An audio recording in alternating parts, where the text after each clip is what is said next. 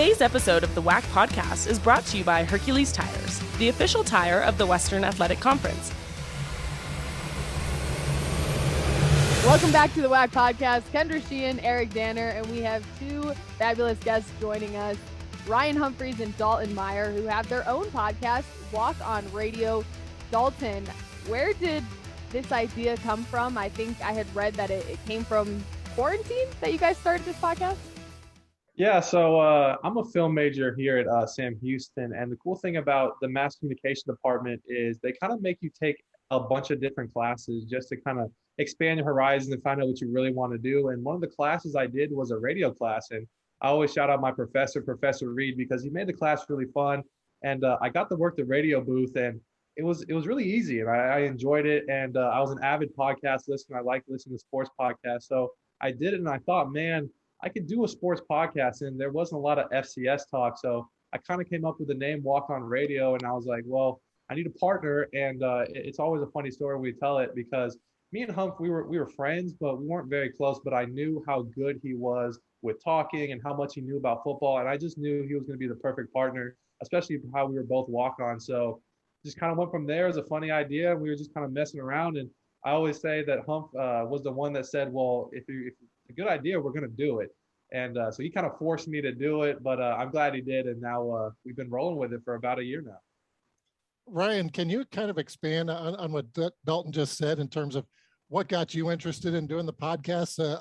You said you guys didn't really know each other that well, but have kind of developed this friendship of doing the podcast.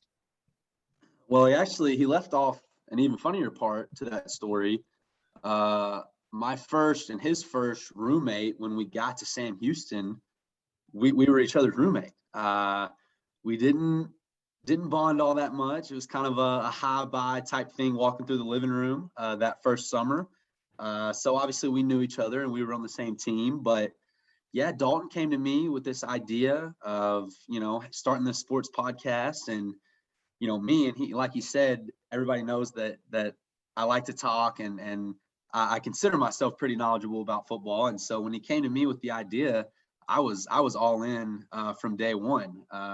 And, it's really in the beginning, it was totally just a for fun type thing. We couldn't have dreamed that it's gotten as big as it's gotten today. And him and I are fortunate that there's people that are willingly choosing to listen to us talk about football. Now, how often do your teammates ask, can they be guests on the podcast? Every day. I mean, all the time. And do you let them? I mean, how many guests on your team have you had? We've been pretty selective with guests. Early on, we were having, a couple teammates. We had Eric Schmidt on, the quarterback, Isaac Schley. He's another tight end. Our coaches are super into it. But as we kind of got bigger, our guests started being a little better, big-time former players. I know we had Timothy Flanders on. He's a Sam Houston legend.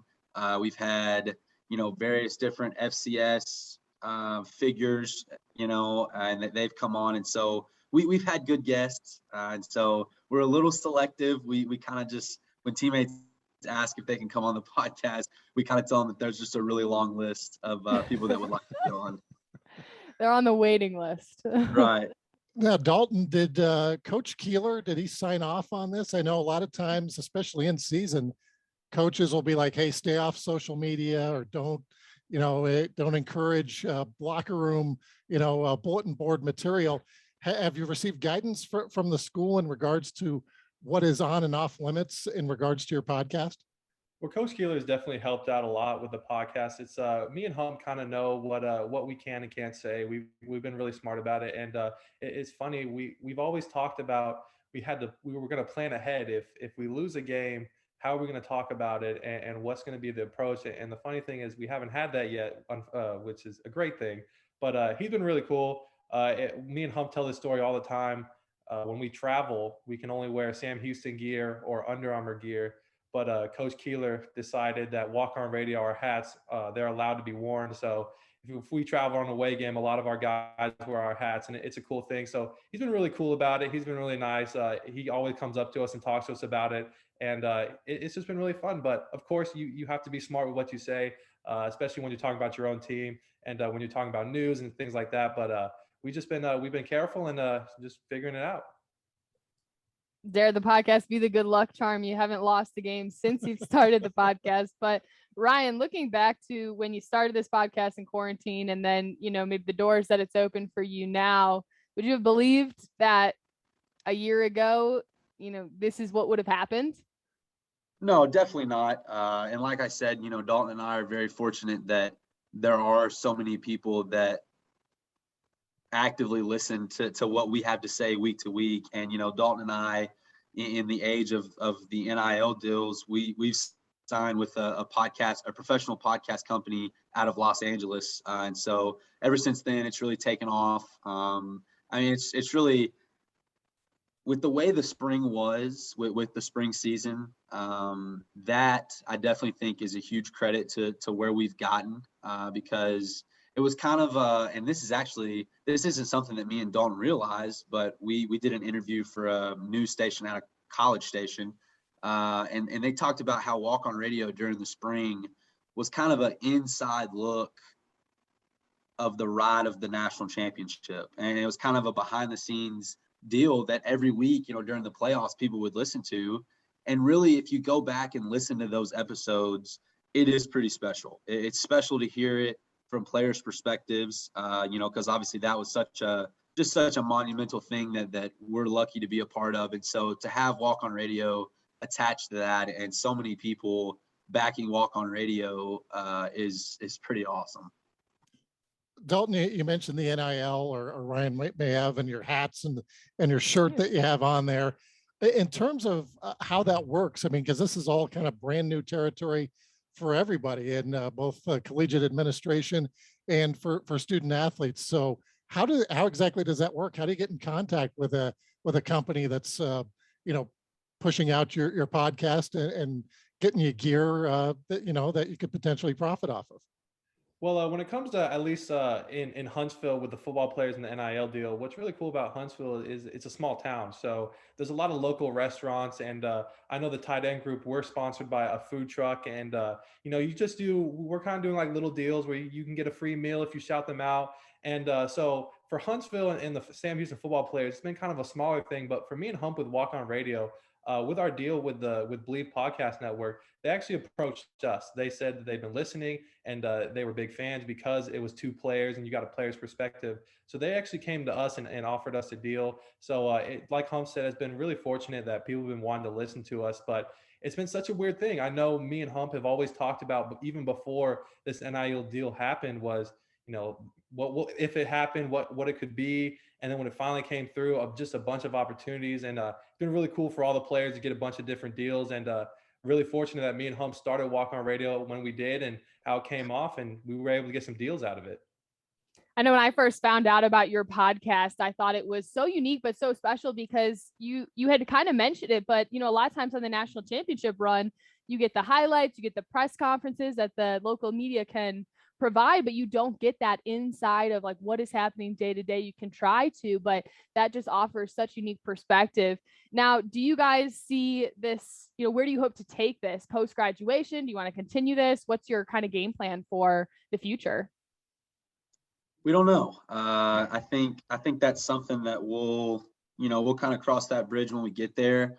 Obviously, again, this has gotten bigger than Dalton and I could have ever imagined. So I would like to say that it'll keep going. And I think, post football lives for me and Dalton, obviously me and him will be lifelong friends at this point, but post football lives, I think there's some cool opportunities. Dalton and I have always kind of joked about, maybe we'll go to a big game once or twice a year, just all over the country, and things like that. And so, if people keep listening and we keep putting out stuff and people enjoy it, then I think Walk On Radio will be really successful. Is this what you're looking at then for your careers? For forever and ever here, or what are we looking at? Well, so I'm a business major. I have a marketing degree, and I'm finishing up a degree in entrepreneurship. So I guess the entrepreneur and marketing in me, I do a lot of our social media with Walk On Radio. Dalton is more of the, communications podcast, technical, does stuff like that. And I know that his degree is more tailored to a career in podcasting or TV or something like that. But like I said, I think we'll cross that bridge when we get there. I'm speaking for myself. Dalton, he might be a forever podcaster, but I think that, again, if Walk On Radio continues to grow and Dalton and I were having fun and doing a lot with it, then sure, that sign me up. Yeah, I'll bounce off with him. If we get to do this for a living and make money just kind of talking about football and having fun, it would definitely be fun. I'm a film major, so like he said, it's kind of in my area, and I just been enjoying. Even if we don't do this forever, I'm getting a lot of practice. It's definitely something I can put on the resume for future notice. But yeah, if it's still successful and we can keep doing it, I would love to keep doing it. I think people would be totally interested in following your journey, post being a part of a national championship football team, possibly 2-time. And so we can't bring you guys on and not talk about your playoff run right now. You got a huge matchup against Montana State this weekend. Nearly escaped Incarnate Ward. I was watching that. It was a nail biter. I was rooting for you guys. Very exciting. I mean, what has been the locker room like this week as you guys prepare to keep that undefeated streak alive at Bauer Stadium in the playoffs? It's always about going 1-0, and that's been our thing for 22 games in a row now.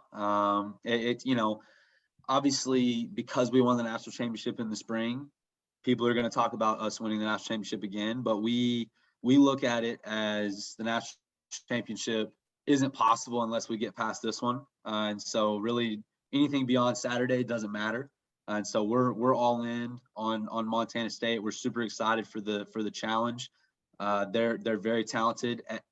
Everyone at this point, with 8 teams left in the country, everybody can win the national championship, and we know that. As far as Incarnate Word goes, last week that was an awesome game. We don't know how to win playoff games unless it's a nail batter right to the end, and so it was a lot of fun. I don't think people are really giving Incarnate Word the credit that they deserve. Cameron Ward is one of the best players in the country. There's no doubt. That's the second time this year that we've seen him, and he's awesome. Their offense as a whole was really fun to watch. Hopefully, I'm glad that it wasn't too fun to watch. I'm glad that we were able to get that done. But Incarnate Word, awesome season. Hats off to them. Conference champs. They win their first playoff game in program history, and so I don't think people are giving them enough credit. But yeah, we're super excited for Montana State. Obviously, awesome opportunity in Huntsville, Texas on Saturday, and hopefully we get it done. You guys won the WAC championship. We just brought back football this year after about a decade off. What does that mean to you guys? Obviously you win a national championship last year, so winning a conference championship, not as big a deal as winning a conference championship, but winning the WAC in your first year in the conference. And looking back, I don't know if you guys are history buffs or not, but some of the history of this conference, or LaDainian Tomlinson and Marshall Falk and Steve Young and Brian Urlacher, guys like that have been in this conference. What did that mean to you guys to win the WAC championship this year? It was really important. Winning is hard, and we celebrate every victory. And I know coming into this season, we were highly ranked, and so we had a chip on our shoulder. We knew that every game was going to be tough. Every team brought their best, and you can see in the games, the score may have been high, but the games were close, and they were all really tough fought. And so winning it at the end and going undefeated, it was a great feeling. Even with not even winning the WAC, but the AQ7, we had to face a couple ASUN teams too. So it was fun having some new competition, seeing some old teams from the Southland. But just winning the WAC, it was exciting, and it was just another step forward into our eventual trip to hopefully to the national championship. And something that we always kind of jokingly talked about, when we were going through the whole conference realignment thing, we always said, it would be really cool to win the last Southland championship and then turn around in the same year win the first WAC championship in Sam Houston history. And and we were able to do that. And so I think that's definitely special. And, you talk about the history of the WAC. I mean, in 100 years, when you look back and, you look at the list of WAC champions, it's really cool that Sam Houston is going to be tied with those big names that you mentioned. Well, Ryan, Dalton, thank you so much for joining us. We wish you the best of luck this weekend as Sam Houston takes on the Montana State Bobcats this Saturday, 6:30 p.m. on ESPN+. You are listening to the WAC podcast for Eric Danner and Kendrea Sheehan. You can tune in on Apple Podcasts, iTunes, and Spotify. Make sure to follow us on Facebook, Instagram, Twitter, and YouTube. And check out our website at wacsports.com.